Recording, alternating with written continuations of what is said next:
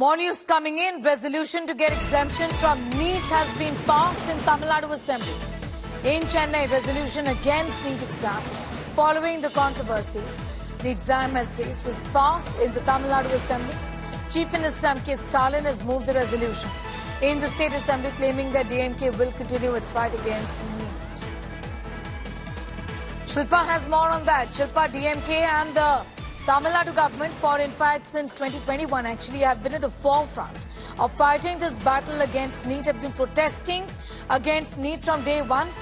Controversy or no controversy, and this in fact resolution is an extension of that prolonged fight against NEET, isn't it?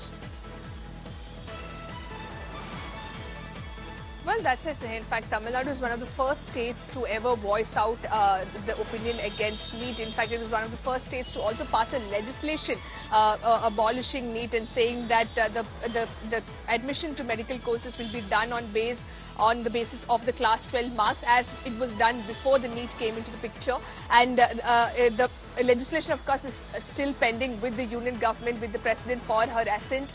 But today, of course, in the assembly, in light of the new controversy that has erupted, especially with respect to the alleged irregularities that have come to light with the NEET 2024 examination, the results, the DMK government, in fact, Chief Minister M.K. Stalin moved this resolution in the assembly, stating that NEET should be abolished and Tamil Nadu should get exemption. In fact, they've also urged the union government to immediately grant assent to the legislation passed by the government here in the state, which allows students to get admission to medical courses on the basis of their class 12 marks. Now, that, of course, is the demand. And M.K. Stalin, the Chief Minister, also said that, initially it was only Tamil Nadu that was, voicing out against NEET. Now, the entire state, different states, especially Chief Ministers of West Bengal, Mamata Banerjee has also made similar remarks. Other leaders in northern states have also, now speaking, they're also speaking out against NEET examination.